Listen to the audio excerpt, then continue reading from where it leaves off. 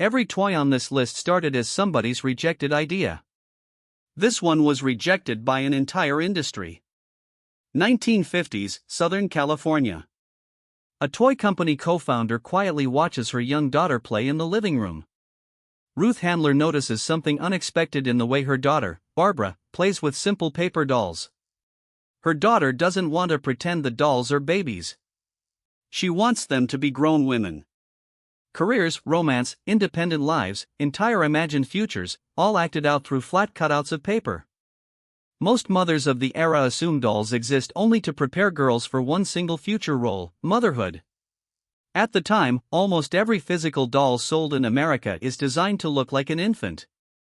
Handler pitches an idea to her business partners, an adult-figured doll built specifically for young girls. Her male colleagues at Mattel dismiss the concept almost immediately, calling it strange and inappropriate.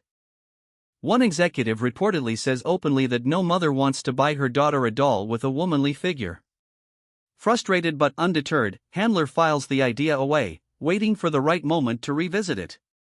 On a business trip through Europe, she notices something unusual sitting in a shop window in Switzerland. It's an adult-figured doll called Build Lily, based on a risque adult comic strip character. The doll was originally created and marketed almost entirely as a novelty gag gift for grown men. It sold mostly in tobacco shops and bars, not toy stores, aimed squarely at adult buyers. Handler buys several of them on the spot and smuggles the samples home in her suitcase. She spends the next few years quietly reworking the entire concept for an audience of children instead. Softer expression. More realistic proportions. Fashion built for imaginative play rather than adult novelty humor. Mattel's engineers design an entire wardrobe alongside the doll, treating fashion as central to the toy itself. In 1959, she finally unveils her creation at the American International Toy Fair in New York City.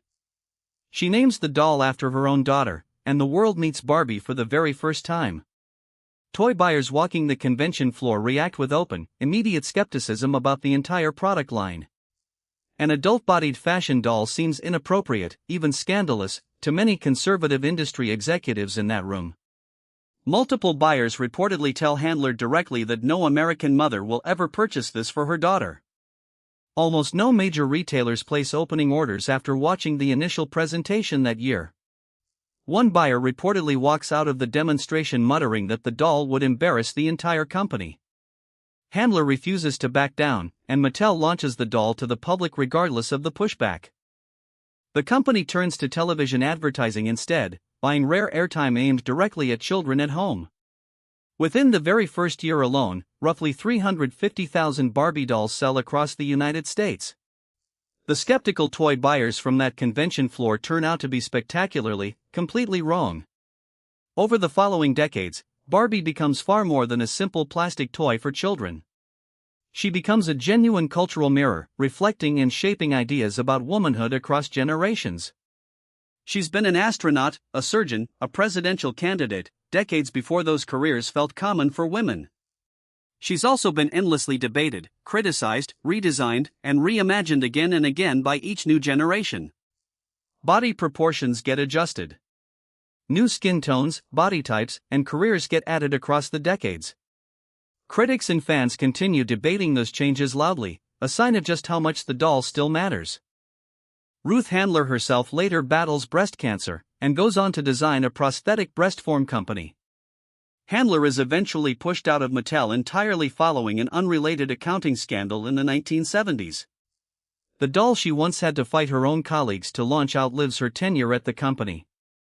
Barbie's boyfriend, Ken, is introduced in 1961, named after Handler's own son to complete the family reference. The Barbie Dreamhouse, launched in 1962, becomes one of the most iconic toy playsets ever manufactured. Museums and art galleries eventually stage exhibitions dedicated entirely to Barbie's evolving cultural influence over decades.